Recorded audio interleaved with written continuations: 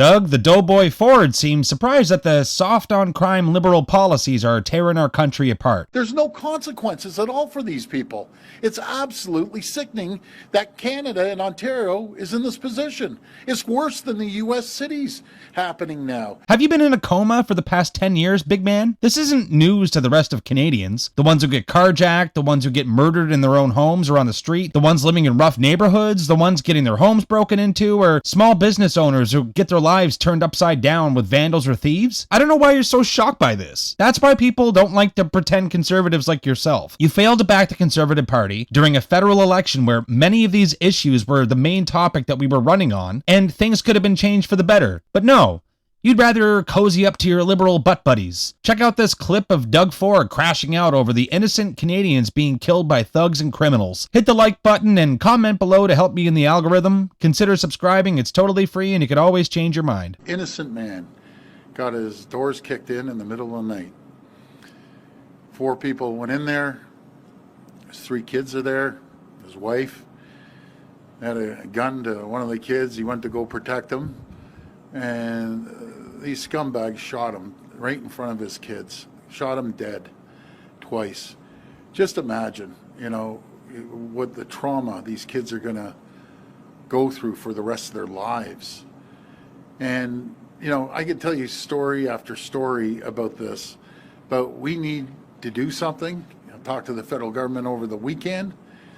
Enough is enough. People are done with the crimes every single day.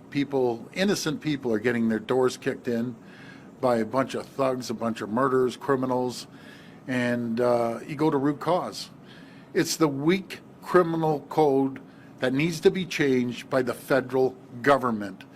We're sick and tired of seeing these thugs get out on bail. And when they catch these guys, I almost guarantee you they've been out on bail for another heinous crime, breaking into houses. This doesn't happen just once in a blue moon. This is happening multiple times a day, every single night across Toronto and the GTA area. These are people that are carjacking people. I heard in Shoppers Drug Mart on my riding happened twice.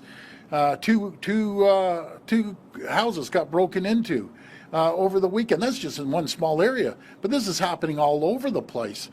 The chief told me a 12-year-old had a gun, shot someone. Like a 12-year-old. You got to be kidding. But this is the weak system the federal government needs to change.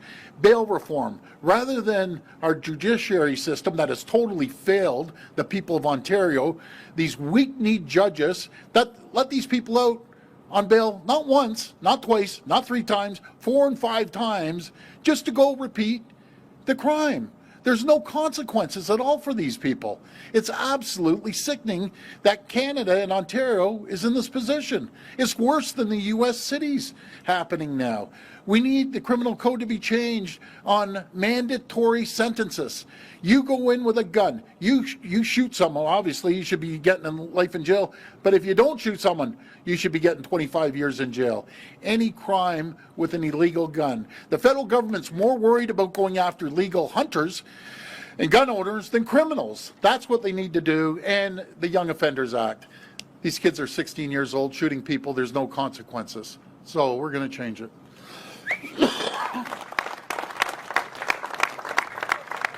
And then I'm going to add on to that. People are going to be the point. This is where society's gone, folks. They're defending themselves now. If you have a gun and you're a hunter and someone's coming into your house to kill your family, they're going to defend their family. And they should be exempt.